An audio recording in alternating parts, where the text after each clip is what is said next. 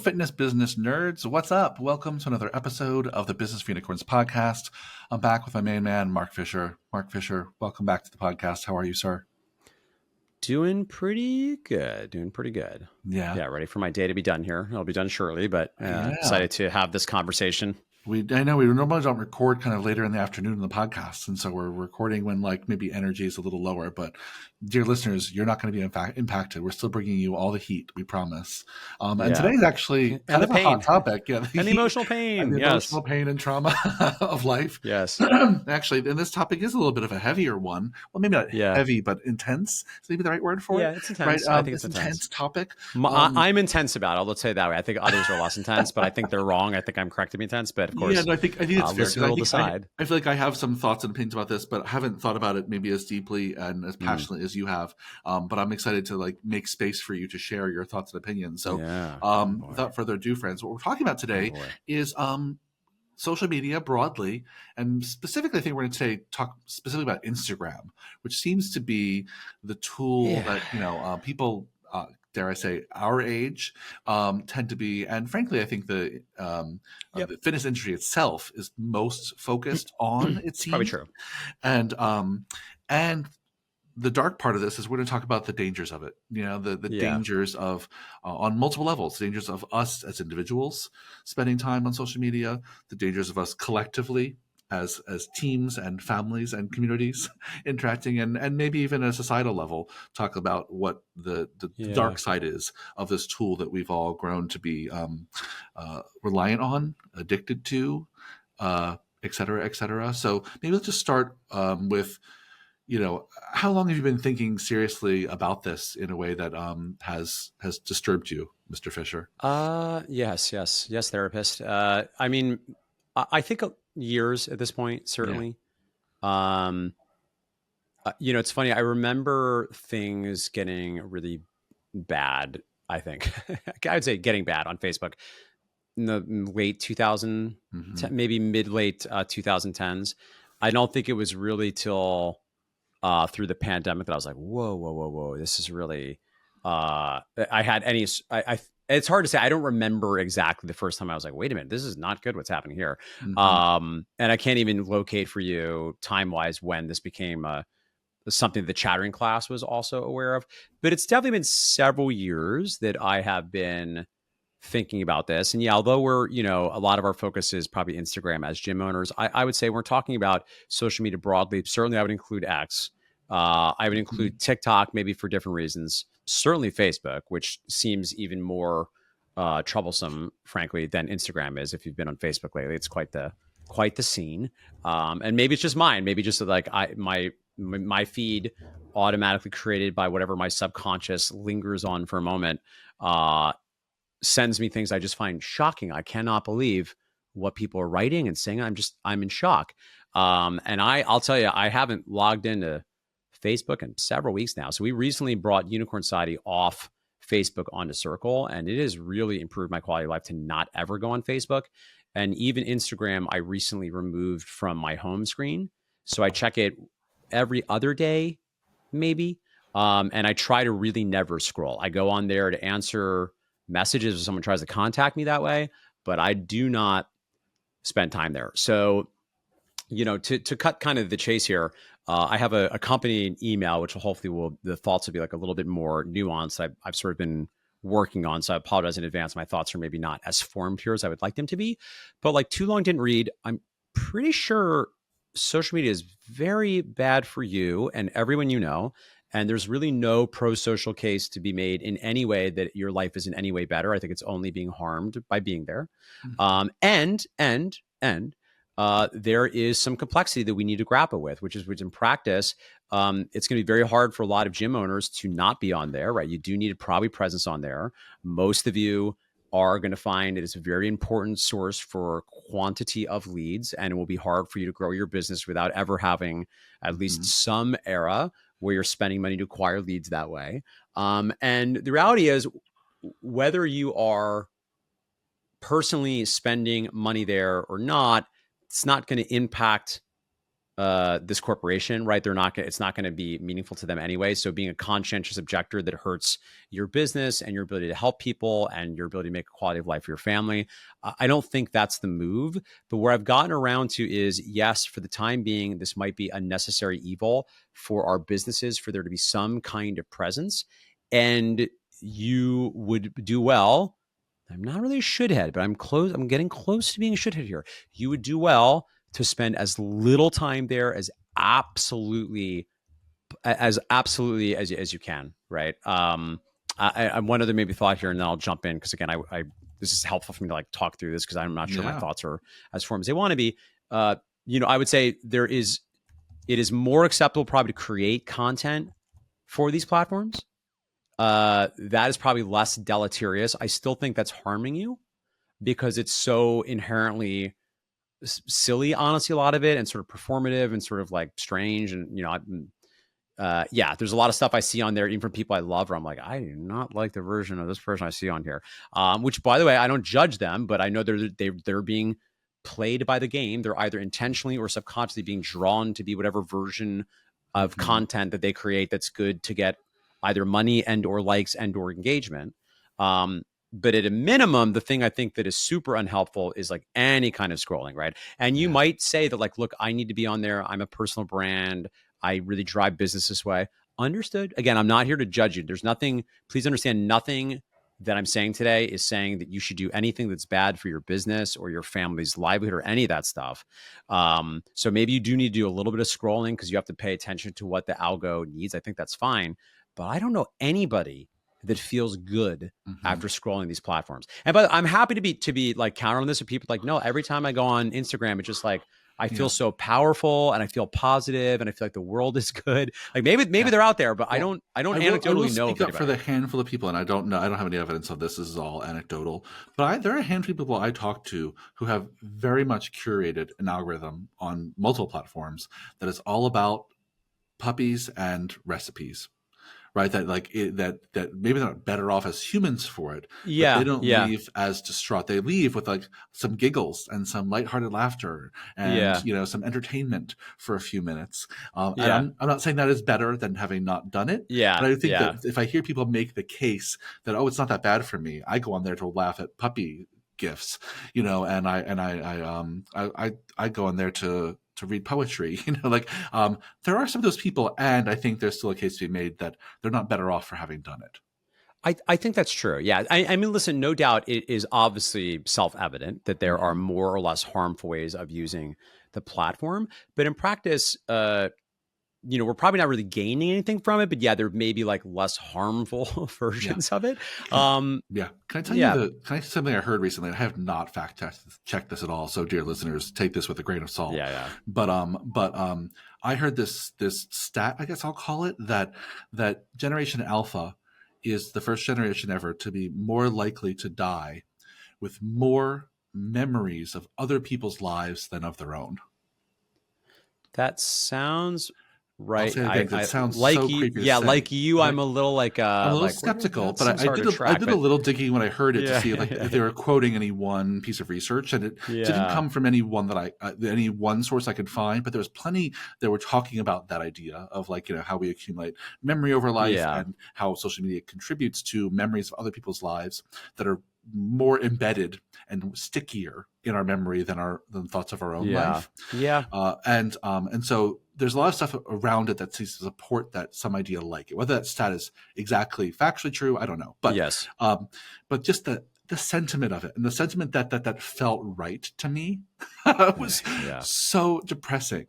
The It's idea that tough. we spend so much time scrolling through, examining, taking in, absorbing other people's created memories, curated Yep. content, Yep. um, Yep. and we take that in as the experience of other people's lives and remember it. And sometimes it stays in our brains longer than memories of our own life.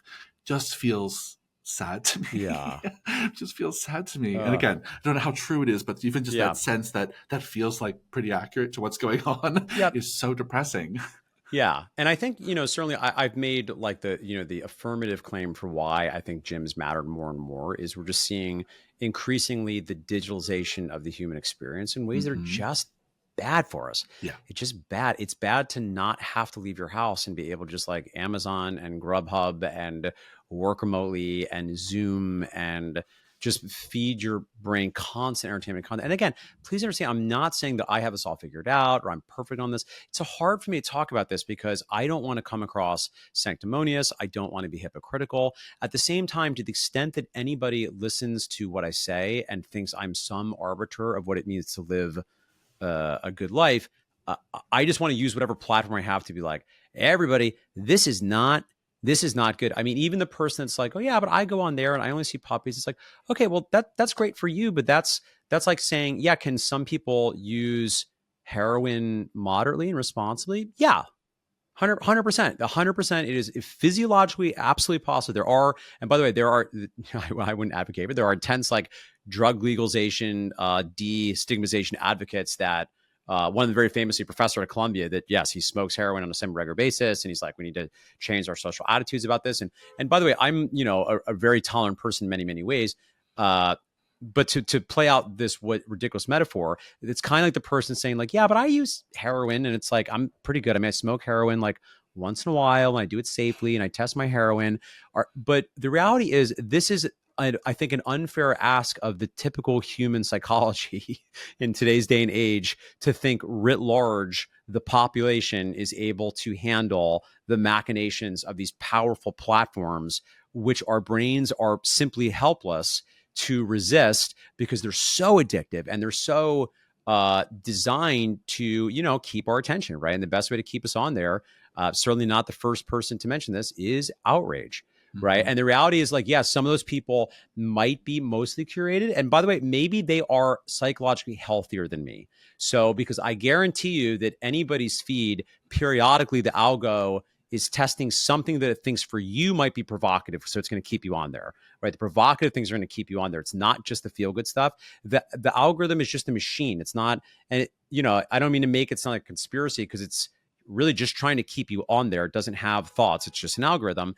And what happens is if you look at your feed, like a Facebook, Instagram, look for it next time. A lot of this content you're going to get served either from people that are saying incendiary and provocative things, or from people you don't know. More and more, that's a big part of the feeds, is trying to keep you on there. And the most reliable way to do that is to make you mad. And there are psychological, there are physiological, there are cascades of hormonal, there's immune system, like there's actual cost to this, right? And I think the reason I feel really emotional about this is I am not the only person in the world that have witnessed people in my life that I think have sincerely become radicalized.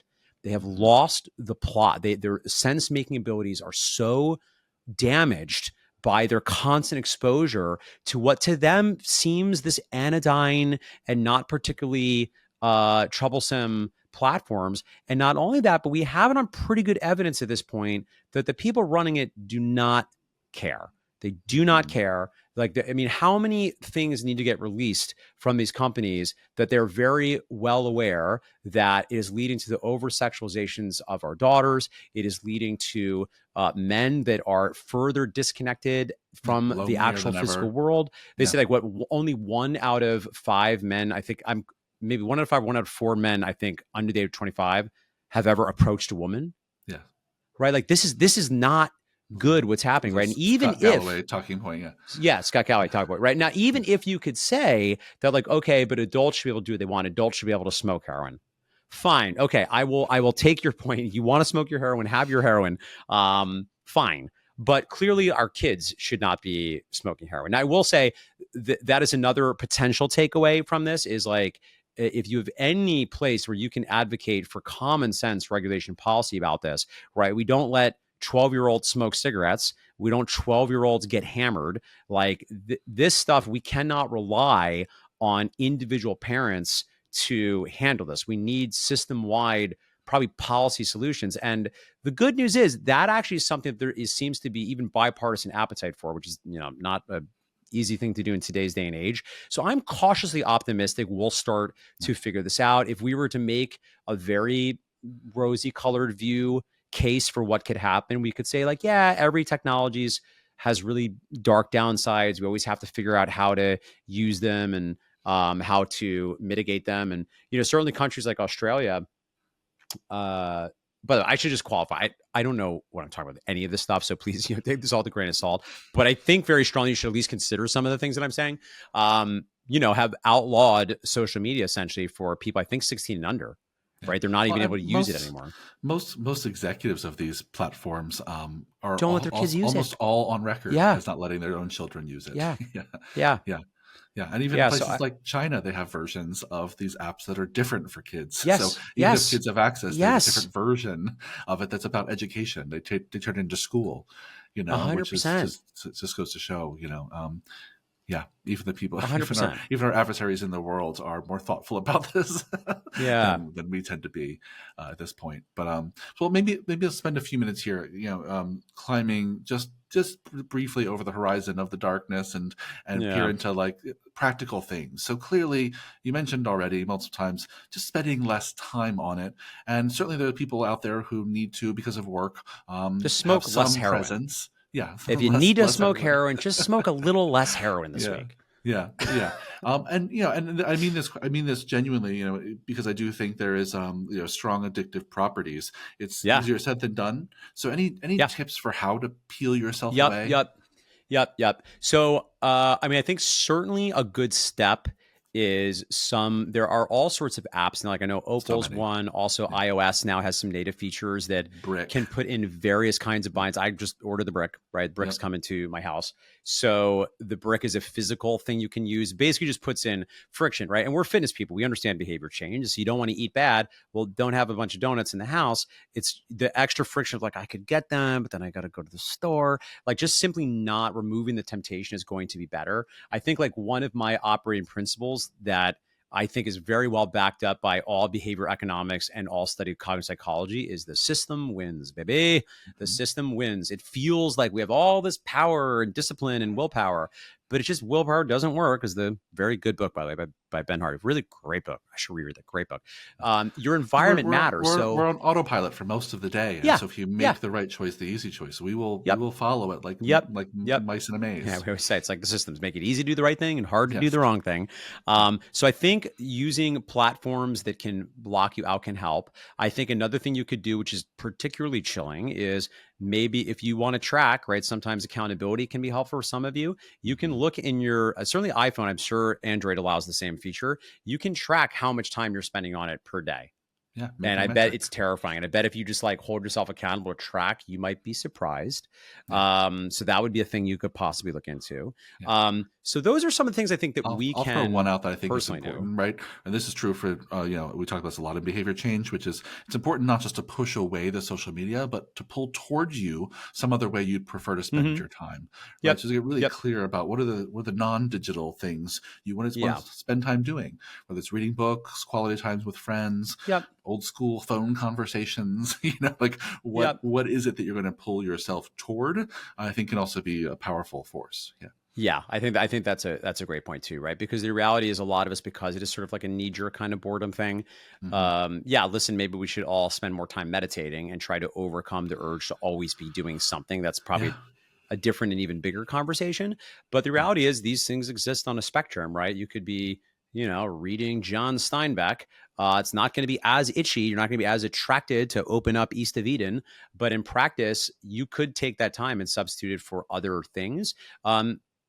Because You can even, also like, remember what it's like to be bored and be okay with yeah, it. remember what it's like to be bored, Yeah, right? that's Which okay. is, more and more a foreign concept to virtually all of us. And again, this is like hard to talk about because I'm like so wired to not be the guy ever that's like telling you to do the thing that I'm not doing. And I know that I'm not perfect at this. I will say this. I'm not on X.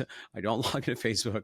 I don't have TikTok. And listen, people are going to say like, oh, this guy's like a Luddite. I don't know. Listen, Hmm. I just genuinely, sincerely believe no one is really meaningfully enriching their life. The best you can hope for is you're not creating massive damage to your Yeah. brain. Well, I think that I think we are the generation that has one of the experience of knowing what it's like before these Yeah. technologies, having them thrust Yep. upon us aggressively, living with them now in full swing for a while, Yeah. and it makes sense that we have a feeling like the desire for the pendulum to swing back in the other direction, right? I think Yeah. that makes sense, and there's not that many people around who have had that exact experience. Yeah. All the folks who are even more native to it don't even remember what it's like to sit in a doctor's office and actually stare at a wall while you're waiting for your Yes. appointment, or Yes. read Yes. one of two magazines that are sitting Yes. there dusty, Yes. Yes. And so there's people, much of the population, soon to be the majority, don't even know what boredom feels like. Yeah. And so I think we have to, I think we have a special position to speak up and share what a return to those kinds of norms would look like, because we're not scared of them. We know what it was. Yeah. I think that's right. Yeah. And the reality is like, listen, like obviously there's some grander, maybe more ambitious sort of social dreams that I might have for the way Yeah. that the society engaged with it. And I get it. Like, we're gym owners, we're going to do, like, I'm not Yeah. suggesting necessarily that, I don't know, maybe you should run for office and see if you can be helpful. But in practice, if nothing else, I think it's always wise to consider, okay, like, what can I do Starts for with me. Yeah. myself? Yeah. Mm-hmm. And also, how can I influence my loved ones? Another thing I think you can do is talk to the people you love about it. If you agree, and you're not advocating for, hey guys, maybe you shouldn't be smoking so much heroin, maybe Mm-hmm. start to have that conversation, or maybe be like, hey, I don't think I'm going to allow my kid to smoke heroin as much. Like, he's going to get heroin at school. His friends all have heroin. It's heroin everywhere, right? So, okay, fine. So maybe you can't 100% mitigate it, but doing everything you can, it just seems to me like the very least we can Yeah. do. And maybe it's not a cure all, but as we bring this to a close here, it brings to mind to me the metaphor of like the starfish on the beach, right? With the grandpa and the little kid are on the Yep. beach, and the little kid throws the starfish into the ocean, and the grandpa's like, why even do that? It doesn't even matter. And you're like, well, it matters to that starfish. And that's kind of the way I feel about this, and the way I feel about Yep. you and the people that I can influence it anyway. It's like, yup, maybe I cannot stop the dissolution of the functioning of our society and civilization, but at least for the people around me, if I can help them live a life of more ease and less suffering, I think this is a very powerful way to Yeah. take out what is, I think, for many people, an indescribably negative input. Yeah. Well said, my friend. I'm glad we're using our time on this podcast to talk about things that matter to people we care about, and I'm Mm-hmm. sure we'll do more and more of that. And I've just convinced myself that we should name this podcast "How Much Heroin Should Your Child Smoke?" Yes, yes, yes, yes, Like yes, it's got to be yes. something I like do that. have a gift for a certain visual turn of phrase. I'm a gift with certain images. Awesome. Well, thanks for a great conversation as always. And dear listeners, if you want more of this kind of content, let us know. Yeah, Shoot or us a not, message. or I Or guess you not. unsubscribe. But If I'm gonna keep talking about it. tell us in the comments. We'll get back to lead Yeah. generation next episode. Yes. Have a good one. Talk to you soon. Have a good gas week. Bye. Bye.